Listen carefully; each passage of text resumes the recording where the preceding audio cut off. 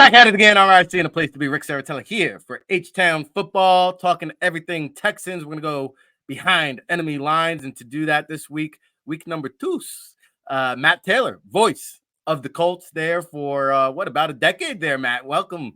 How are you? I'm doing well. Excited for week 2. Both teams need a win. It's another AFC South game for the Colts after falling last week to the Jags. So, sense of urgency's there. I know it's early, but still a really big game, tone-setting game for the Colts here. Yeah, you know what I like most about this marquee matchup is you have 2 of the top 3 quarterbacks in this year's draft. In fact, you have 3 of the top 4 picks from this year's draft. But most importantly, I think the focus is going to be on Anthony Richardson versus CJ Stroud. They'll probably be compared for the remainder of their career. And I got to say, it looked like, and I was obviously watching from a distance, but it looked like Richardson, the Colts, they kind of were in that ball game for the first half. I don't know. Well, we could talk about what happened in the second half, but it was kind of exciting to see, almost like the Jalen Hurts model that Shane Steichen brought over with them from Philadelphia. No, without question. I mean, I think if you're a Colts fan and you come away from week 1, I think you should feel 2 things. I think you should feel encouraged, but also disappointed. Because to your point, I think the Colts should have won that game, to be honest with you. They were, as to your point, they were up 21-17 in the fourth quarter with about 10 minutes left. They have to punt back to the Jaguars, and Jamal Agnew plays a punt off the bounce from about the 6-yard line and then returns it into plus territory, and that completely changed the game. That play right there led to a Jaguars scoring touchdown. And then 2 plays later, when the Colts got the ball back with about 5 minutes left, Anthony Richardson threw a pick. 2 plays later after that, Travis Etienne's ripping off a 26-yard touchdown run. So the Colts went from up 4 to down 10 in a blink of an eye. I think it was like a minute and 6 seconds of football time. The Jaguars scored 2 touchdowns. So you feel encouraged because you're right there against maybe the best team in the AFC South, one of the best teams in the AFC to start the season. But unfortunately, Rick, I think, again, what's the disappointing factor in that game from last week is that a lot of 2022 for the Colts showed up in the early part of 2023. And what I mean by that is fourth quarter defense wasn't there, red zone defense wasn't there, and just lack of playmaking ability and crunch time wasn't there. The Colts were the worst team in fourth quarter defense last year. They were the worst team in red zone defense last year. The Jaguars were 3 for 3 inside the red zone last Sunday. And give credit to the Jaguars. They made more plays. They were the better team, the much better team in crunch time than the Colts. They were full of complimentary football, right? Like what I said, Agnew with the punt return, Etienne with the big run. They got the pick by Tyson Campbell. So they were the team that showed up more in crunch time. And that's what the Colts are trying to figure out. I think this team is too talented, especially on defense, to be having these problems continue to lurk. And they're going to be problems until they're not problems, quite frankly. They got to figure these things out. But they have too much talent to be a team that went 4-12-1 last year, especially on defense. They dominated that game last for large stretches. And they've got to figure out fourth quarter. They got to figure out red zone. If you would classify the Colts right now on defense, they're a good defense with a bad point total. And we've seen, plenty of mediocre to bad defenses be okay because the point total is reasonable because they make plays inside the red zone. The opposite is happening right now to the Colts, at least early on in the season. So I'm definitely watching that going into week 2. Yeah, I want to get into that defense in a minute, but I got to ask you, because like Doug Peterson is known to be a risk taker, one of the more aggressive coaches in the National Football League. He's in year 2 of his program down there in Jacksonville. Shane Steichen in year 1. Now, we saw a very uber aggressive Shane Steichen, something that his head coach in Philadelphia, Ric Serritella, really, I think, was the most aggressive head coach in the National Football League in terms of going for it on fourth down. Now, I did see the Colts went for it, I believe, 3 times in the fourth quarter on fourth down before the 2-minute warning. What's your whole take on the aggressive play calling out of Shane Steichen? Well, I like it, and it worked last year in Philadelphia. Now, obviously, you're talking about different skill players. You're talking about a different quarterback. There's no doubt about that. But that was probably the most concerning thing about last week's game was just their inefficiencies on the money downs, third down and fourth down. I think combined third and fourth down, they were, I think, 4 for 17. All right. So you're just not going to win a lot of football games doing that. And, they had the one interception thrown by Richardson, but they also turned it over on downs 4 other times, 1 for 5 on fourth down. The one that was the most disheartening was there was fourth and inches I believe it was early on in the, I think it was actually in the second quarter, but the Colts lined up in that, tush push play. I mean, whatever you want to call it, that quarterback sneak formation that the Eagles had so much success with last year. And they came up short. I mean, it wasn't like it was 4th and 1 or a yard and a half. It was inches, and they didn't get it with a quarterback that's, 6'5", 260 pounds, with one of the best offensive lines in the National Football League. So they got to get that figured out. There's no doubt about it. But I think from a philosophical standpoint, that's not changing. Shane Steichen is who he is in terms of his approach to the game. And we're starting to see that. I mean, we saw that a couple years ago with the Chargers. We certainly saw that last year with the Eagles. Analytics are here to stay, man. And there are high percentages now in fourth down that these coaches really strongly believe in. And I think that a lot of these guys, gone are the old, the old mindset of let's kick field goals in the first half, and let's kind of like take the approach of just keeping another team at bay. Let's not chase points. I think Shane Steichen's a young guy. McVay's a young guy. Nick Sirianni's a very young guy. They believe in going forward on fourth down, dictating the tone of the game and the pace of the game, keeping the other team, behind the 8 ball, if you will. So the approach and that aggressiveness, I don't think is going to change. And I think the Colts are going to be among the league leaders when it's all said and done in fourth down attempts and fourth down conversions at the end of the season. Yeah, there definitely some outside the box thinkers. And I'll tell you, last year at Philadelphia, I mean, I saw Dallas Goedert as a lead blocker in the backfield. Believe it or not, I saw Devonta Smith as a lead blocker in the backfield. I mean, it is some bizarre things. Right. And so I'm sure that'll carry over to Indianapolis. Now, you mentioned the offensive line. I want to ask you about that because I saw, I got to admit, I'm not big into the PFF rankings, but I saw them rank the Colts as one of the best offensive line. Then I go and look, they averaged about 1 yard per carry. So tell me what happened. Well, that's got to be fixed as well. I mean, Anthony Richardson accounted for 2/3 of the Colts rushing yards in week 1. And as a team, they only, produced a little over 60, to your point, running backs for the Colts: Deion Jackson, Evan Hull, and Jake Funk, who they called up off their practice squad last week. Those guys, those running backs produced, I think, 25 yards on 16 carries. That's not going to get it done. There's no doubt about that. And I think the biggest thing that has to be improved within the offense is the running game, because what happened to the Jaguars, or what happened to the Colts from the Jaguars, they continue to sit back in that cover 2 shell, played a lot of zone coverage, and kept everything in front of them. No big plays last week. In fact, the Colts only had 3 plays over 20 yards. Their longest play from scrimmage was a 39-yard bubble screen for a touchdown. Michael Pittman Jr. obviously making a lot of that happen with yards after the catch. But that's a play, Rick, that that's happening at the line of scrimmage, and the Colts aren't able to push the ball down the field because the running game's not working. Therefore, that affords the Jaguars the ability to continue to play the cover 2 look, take away the big plays in the passing game. I think the yards per catch numbers last week for the Colts, the yards per attempt number by Anthony Richardson was right around 6. And we know in the NFL that number needs to be between 7 and 8, to win the big play battle. So I think, the big play, potential for this team has to start up front with the offensive line, better vision from the running backs. But you're just not going to win any football games, especially against the Jacksonville Jaguars, when you're running, for about 1 point whatever yards per carry, and you're not helping your rookie quarterback being able to find some efficiencies and some open windows in the passing game. Yeah, and I know Evan Hull, I think, is on the injured reserve now. It sounds like Zach Moss is going to make his season debut this week. So maybe some alleviation. But I do have to ask about Jonathan Taylor. It kind of feels like a black cloud is still hanging over this organization. Like what when you rub that crystal ball there, we're talking to Matt Taylor, voice of the Colts. When you look down the road, like what does your gut check tell you in terms of how this saga is going to unfold here?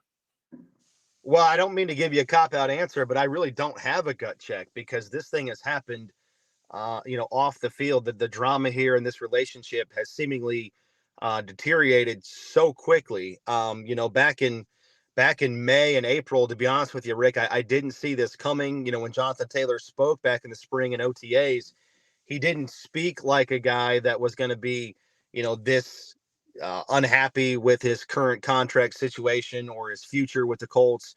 So this really happened right at the start of training camp, and maybe I'm naive, and if that's the case, I'll raise my hand. But this kind of blindsided me in terms of how, again, how much this relationship has deteriorated. And Chris Ballard talked right at the beginning of the season. When the 53-man roster was set, and you're going into the season, and you're talking about some of the end of preseason roster moves that they had to make.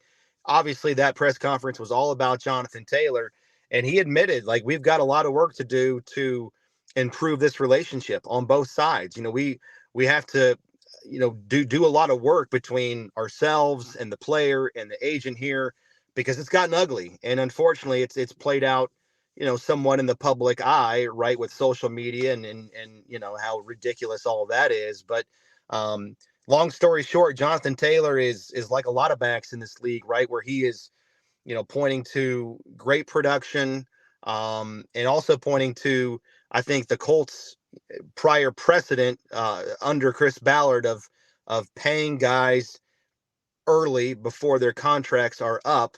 Right, he's pointing to Braden Smith getting a contract extension, Ryan Kelly, Quentin Nelson, Naeem Hines in the past, Shaq Leonard. All these guys got contract extensions before their rookie deals were over. Jonathan Taylor's now in his agent, and this is how they feel. They're saying, well, why is the buck stopping with us? Jonathan Taylor's saying, I'm one of the best backs in the NFL. I can help your rookie quarterback get acclimated. I can help some efficiency problems on offense. But the Colts stance is, hey, at the end of the day, you play running back, and we're coming off a 4-12-1 season. We got a new head coach. We're kind of in this new chapter of football here.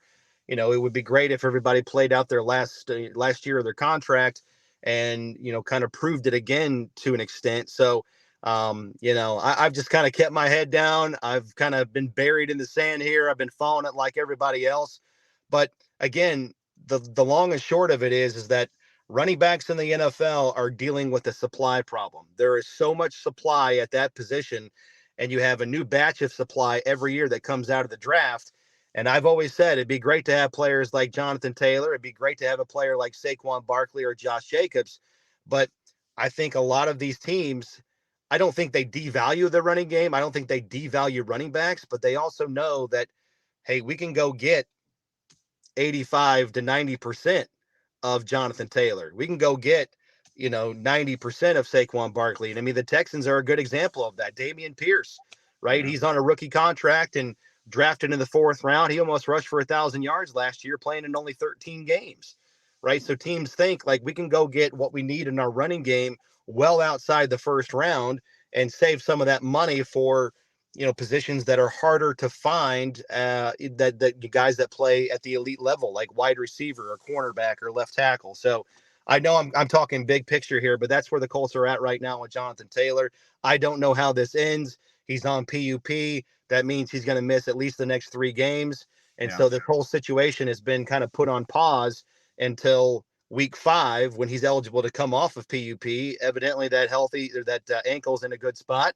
But yeah, this drama is going to continue at least for another couple of weeks, and then we'll see what happens.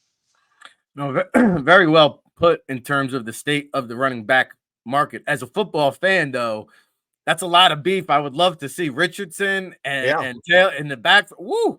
That would be exciting, right? We're talking to Matt Taylor, voice of the Colts. Let's transition over to the defensive side. You mentioned Shaquille Leonard, Zaire Franklin, 18 tackles last week. It looks like the heart of the defense is built up the middle. DeForest Buckner making all kinds of plays there last week. That seems to be where the strength resides here, Matt. Yeah, like I said, defensively, they were much better, and they have too much talent on that unit to be giving up 31 points. And that's why I go back to the red zone problems. But yeah, up front, the front seven is unquestionably the best part of that defense. Now, in the back end, they're a little bit young and inexperienced, but I thought they did play pretty well in that first game against the Jaguars. You know, you got two second-year players who were undrafted free agents last year, and Dallas Flowers and Daryl Baker Jr., and they're taking on much bigger roles this year at cornerback. But again, I thought they played pretty well with all the firepower that Jaguars have to offer. But Buckner, Grover Stewart, those are two of the best interior defensive linemen in the NFL. They wreak havoc. Buckner scored a touchdown last week. Yeah. He had the trifecta +1. He had a strip sack.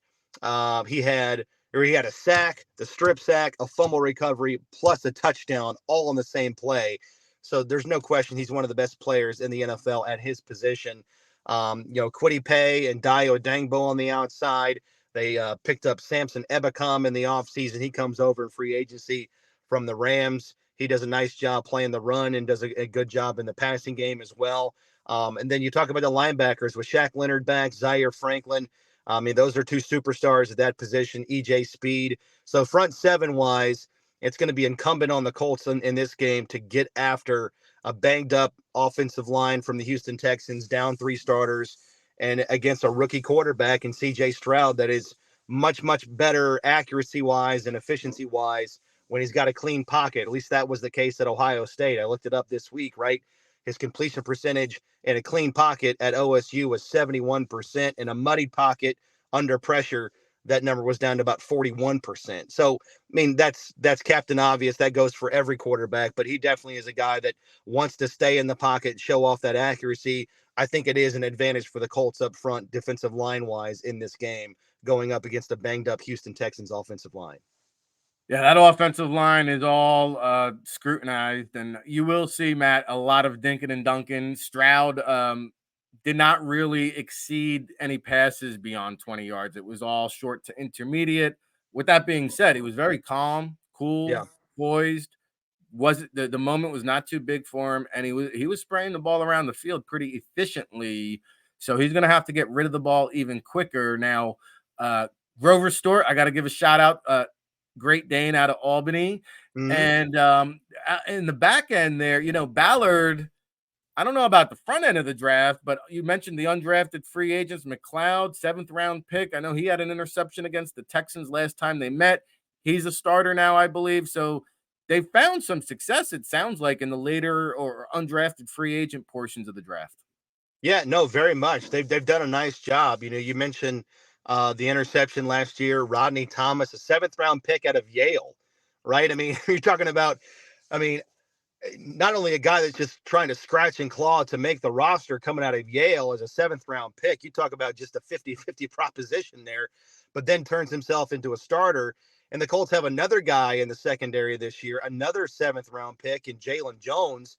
The Colts actually drafted 3 cornerbacks in April, which is very unheard of to have 3 guys in the same draft at the same position. And the guy they took a flyer on late in the draft is maybe the guy that's been the most impactful or the most consistent so far. That's Jalen Jones. They drafted Darius Rush in the 5th round, but they cut him at the end of the preseason. A little bit of surprise there. He was a highly sought after guy. What was the story? Do we know what happened, or? It just kind of boiled down to some inconsistencies there. And Jalen Jones, I thought he just kind of outplayed him. Rush was dealing with some injuries during camp. That didn't help. But, the way they talk about the situation is that Jones just outplayed everybody and deserved a spot on this roster. And it was going to be hard to keep, 7 or 8 cornerbacks. And it just came down between Jones or Rush. And Jones got the nod. And Juju Brents, they picked up in the 2nd round. He's a local kid out of Warren Central High School here in Indianapolis, went to Kansas State. He's had some troubles getting on the field with some injuries and was not dressed last week. So, yeah, the 7th round pick out of Texas A&M, he's the guy, Jalen Jones. He's going to be inevitably he's going to be called upon on defense, but he plays on special teams. He's got a good head on his shoulder, and so I think Chris Ballard and company have done a nice job of hitting on these late, 6th and 7th round picks, guys that have, kind of they're outperforming their draft slots. And, you have two guys in Rodney Thomas and Jalen Jones inside that secondary that are playing much bigger roles than many people thought, considering where they were drafted. That's a shame about Brents. I was really excited about that selection. Really good looking player, the size, the speed, the athleticism. I hope he gets back on the right path. We're talking to Matt Taylor, voice of the Colts. He's getting set to depart. We are recording this on a Friday morning, so I am just now checking what Vegas has to say about the game, Matt. It's basically a coin toss matchup. Texans favored by 1 at home, and they have the over-under right at 39.5. So Vegas is predicting a very low-scoring coin toss kind of affair. Is it going to boil down to just whoever has the ball last, or how do you see this matchup? Yeah, I see this. I see this being a game that is going to be dictated by those three things that I said at the top, that have given the Colts so much trouble here as of late. It's going to come down to third down. It's going to come down to red zone, and it's going to come down to just fourth quarter playmaking ability. And I think whoever is better in those categories between these two teams, that's going to be the team that wins. And this is, listen, I know I said at the beginning, it sounds hyperbole. It's going to sound like a cliche football guy answer, but listen, AFC South games for the Colts have been very difficult as of late, which is really hard for people around here to come to grips with, because the Colts dominated this division for so long with Peyton Manning and Andrew Luck. But since Andrew Luck retired, the Colts are 15-15-1 inside the AFC South. And if they lose on Sunday, it'll be 4 straight AFC South losses for this team, which will tie the longest divisional losing streak in franchise history. All right. So they got to figure some things out, and they haven't won a division since 2014. So I know it's early in the season, but this is a big game for the Colts, because what you don't want to do is go down 0-2, and you definitely don't want to go 0-2 inside the division, which would be the case after they lost last time out against the Jaguars. So I think, like, whatever the number is, Rick, I mean, 0-2 teams historically have like a 12% chance, less than a 12% chance of going on to make the playoffs. So it's early. It's not a must-win game, but like from a tone-setting standpoint, it's pretty close to a gotta-have type of game, especially against a team that's kind of like, if you're the Colts and you look at yourself in the mirror, you kind of see the Texans. Rookie head coach, rookie quarterback, new coordinators, a bunch of new faces, an impactful draft class. It's time for this team to start putting some problems that were, very prevalent last year in the rearview mirror after they popped up in week number 1. So this is a really big game for both teams, but a really big game for the Colts, because the easiest way to make the playoffs is to win your division. It's going to be hard to do that when you start 0-2 on the road, or I should say in the AFC South, one of those games being on the road against a team that you match up pretty well against. Yeah, being 0-2, especially in the division, has been well documented. Hey, this has been an enlightening conversation with Matt Taylor, voice of the Colts. Can't thank him enough here for joining us on the HTown.Football podcast, Behind Enemy Lines. We do it here each and every week, so please keep it locked to the website. And Matt, safe travels. Please say hello to our good friend Aaron Wilson while you're in town, and say hello to my good friends over at St. Elmo's. Huh? I always love to clean out the sinuses with the horseradish over there. So one of my favorite cities to visit in this great land of the United States. Anything you want to plug or promote on the way out? Yeah, if I could, I mean, just check out our stuff. I mean, we're breaking it down just like you guys. I mean, obviously we're heavily centered on the Colts, but all of our stuff is on the Colts Audio Network. That's anywhere you get your podcast, Spotify, iTunes, wherever, Colts.com, the Colts mobile app. So we got content every single day, Monday through Friday, obviously, doing the game day broadcasts on Sundays. And like, we're conditioned now, like the season is here, like we had Monday night, we got Thursday night, we got a full slate of games on Sundays, obviously. So like, football's here, and it takes forever to get back, but once we're back, it's like a roller coaster that doesn't stop. Oh, it's like riding a bike, right? It's just a great fond memory we never forget. And yes, I've been locked in all week long to Colts.com. You guys are cranking out the content over there. So thanks again for the time, and we'll see what happens on Sunday. Buckle up. Indeed. My pleasure, Rick. Thank you. All right. For Matt Taylor, Ric Serritella, HTown Football. Keep it locked, everybody.